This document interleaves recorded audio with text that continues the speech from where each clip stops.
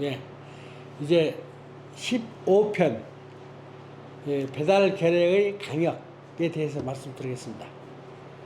지금 우리가 배달 결례 하면은 약 한 6천년 전 얘기인데 그 무렵에 있었던 나라의 위치를 정확하게는 우리가 몰라요. 단지 그 기록을 참고해서 역사 자료를 놓고 봤을 때, 또 요즘에 유물이 나오잖아요. 고고학식 유물. 유물하고 이렇게 비교를 해서 봤을 때, 아, 그게 맞다, 이런 게 나오는데, 아시아 전역이 강역이라고 보면 돼요. 아시아. 이제 아시아주가, 원래 아시아라는 말이 처음 나라 땅 그 뜻이거든요. 첫 나라 땅. 그러니까 아시아, 그러면 최초의 나라가 있었던 곳이다. 그런 뜻이 되는 거죠. 근데 아시아가 긴데, 그 아시아에서 우리가 지금도 보면 알지만 수밀국이 있다. 그럼 수밀국이 어디냐? 오늘날 이라크, 바그다드를 중심으로 한 수밀국이라고 그래요. 그 수메르 문명이라고 그러잖아요. 그 수밀국. 그렇게 하고, 그럼 월지국이 있고, 뭐 여러 군데가 있으니까 우리 아시아 지역에서 드문드문 보면은 전체를 포함할 수가 있어요. 개마고원 쪽도 끼고, 지금 만주 쪽도 끼고, 이제, 또, 낙양 부근도 되고, 그러니까 내몽고 쪽은 포함이 돼요. 고대 국가로서. 근데, 보통 우리가 셀 때 9개 국가를 세고, 12개 국가를 세고, 이런 식으로 세는데, 그때 당시에 나라는, 그 통치 강역이 정확하지는 않아. 그냥 도시 국가식으로 발전된 곳이 소속이, 이제 배달 결례에 소속이 되어 있기 때문에 배달 결례 국가라고 하는데, 그 통치적으로 굉장히 크죠. 그러니까 그 시대에 보면 생각해 볼 수 있어요. 바그다드 쪽에서는 노아우 홍수라고 하는 홍수 시대가 있었거든요.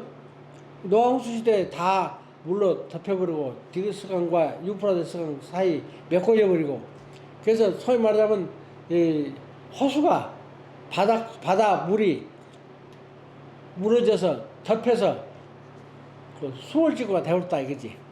그렇게 해서 된 지역이 수메르고, 그렇기 때문에 광범위하게 봐야 돼요. 그래서 나라와 나라 사이가 뭐 울타리가 있고 경계가 있는 것이 아니고, 얼마 만에 하나 나라가 나타나고 얼마 만에 하나 나라가 나타날 정도로 드문드문 있지만은 그 도시국가 형태로 발전을 했다, 그렇게 보면 돼요. 근데 지금 우리가 봤을 때 배달 결례, 그러니까 우리가 단일 민족으로서 한 부모님 밑에 후손으로서의 그 민족 국가다, 이렇게 생각하는 사람이 있는데, 물론 이제 그 국가별로는 민족 국가가 있을 수 있어요. 근데 민족 국가를 다 아울러서 하나로 모이기 때문에 배다른 민족이 모여서 하나의 뜻으로 결례를 이루었다, 그 뜻이거든요. 결례라는 뜻은 곁에 중심으로 모여 있다, 그래서 결례라 그래요. 여기서 말하자면 이제 우리가 우리라고 하는 말을 쓰는 것도 같아요. 그래서 이 결례는 이웃사촌, 가깝게 있으면 이웃사촌이 되는 것처럼 서로 가깝게 사는데 다 배다른 민족들이다. 그래서 어떤 데는 이제 우리가 요즘도 그러잖아요. 그 중앙아시아 사람 다르고, 이제 유럽 사람 다르고, 우리 동아시아 사람 다르고, 다르듯이 달라요. 그래서 그 다른 사람들이 모여서 하나의 뜻으로 곁에 모여서 결례가 되었다. 그래서 이제 배달 결례 하는 말은 배가 다르지만은 하나의 뜻으로 뭉쳐서 형제와 같이 결례와 같이 지낸다 하는 뜻으로 되는 거예요. 그래서 이제 그 배달 결례 시대에 잘 나가다가 이제 문제는 뭐가 생기느냐, 그 홍수가 많이 생겨요. 배달 결례 때도 그 홍수 때문에 국가의 제일 큰 일이 홍수예요. 치수. 어떻게 산 관리를 하고 어떻게 물 관리를 해야 되냐, 그에 따라서 나라가 망하고 안 망하고 그래요. 그때 이제 우리가 그 우수기라고 그러잖아요. 대홍수기라고도 하고. 근데 그것이 그때 있었다. 그래서 나라가 상당히 피폐해졌다. 또 국가 간의 전쟁도 심했고. 그래서 이제 배달결례는 좀 산만하지만은 하나의 뜻, 홍익인간 제세, 이화라고 하는 그 뜻에 의해서 서로 가입을 하고 같이 동참하고, 그래서 한 국가를 이뤘다. 근데 그 국가가 엄청 커요, 범위가. 아시아 전역이니까. 그래서 우리가 상상하기 어려운 나라다. 그러나 그때는 예, 나라와 나라 사이가 타이트하게 경쟁하고 싸우고 그러지는 않았어요. 왜냐하면 나라가 드물었거든. 그 자체가 드물고 또 오랜 전통에 따라서 문화가 발전되어 있고 그래서 안정감은 있었는데 그 대홍수기를 맞이해 가지고 이제 삶의 터전이 무거워지면서 예, 변동이 생기고 지난 시간에 말했듯이 그 물이 많이 쳐들어오니까 해양족들은 산으로 올라오고 고산족들은 올라오는 것을 이제 견제하고 그래서 서로 해양족과 고산족이 전쟁을 했기 때문에 결국은 서로 출혈을 맞이하고 피를 흘리고 그래서 이제 나라가 피폐해진 거죠. 그런데 이제 그런 그 개헌 시간의 나라 가격은 아까 말씀드린 것 같이 여러 군데가 있었다. 오늘날 그 추적해서 고고학적으로 증명해 나가고 있는 도중인데 그런 나라들을 갖고 있을 때에 그 기간이 소위 배달 결의의 기간이 1650년 정도 돼요.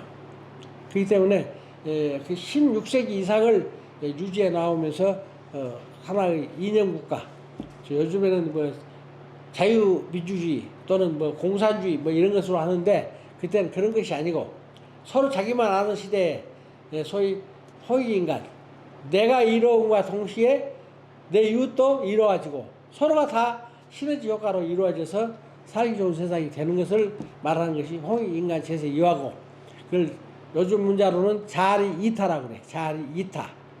내게 이로운 것 같지만은 결국은 타인에게 이루어지는 거. 그 자아리 이타. 그 상상으로 했다 하는 것을 우리가 이해를 하면 되고 그 다음에 그런 상태에서 우리나라가 이제 발전해 오는데 그 여러분이 아시다시피 청동기 시대에서 철기 시대로 들어가잖아요. 우리나라의 역사만큼이 전 세계에서 최초로 청동기 시대가 되고 또 최초로 철기 시대가 된 거예요. 철기 시대가 어디서부터 나왔냐? 그러면 우리나라에서부터 나왔다. 그렇게 예언돼요. 그래서 이제 그때 당시 철로 만든 투구를 썼고 이제 또 검을 썼고 또 활을 썼고 그렇기 때문에 이제 그런 기간들을 이해를 하면 되는 것이고 제일 그 중에 이제 우리가 아까 말씀드린 같이 천궁 시대의 사람들이니까 천궁, 황궁 그래서 소위 아시아에 뿌리를 내리고 있는 족들이 천궁과 황궁족이에요. 유럽은 흑소씨, 백소씨인데 유럽은 백소씨고 아프리카 쪽은 흑소씨고 그렇게 됐었어요. 근데 우리는 주로 아시아에 사는 사람들은 황궁족과 천궁족이었기 때문에 우리가 그걸 이해할 수가 있어요. 근데 그 문화 속에서 발전한 것들을 보면 몇 가지 기록이 나와 있어요. 소위 그 치우천왕하고 또 황제라고 하는 그 장군이 나오는데 황제 장군하고 치우 장군하고 다 똑같은 한족이에요. 한 민족. 그러니까 한나라 한자하고 상관이 없어요. 한족이라는 것은 원래 없었으니까.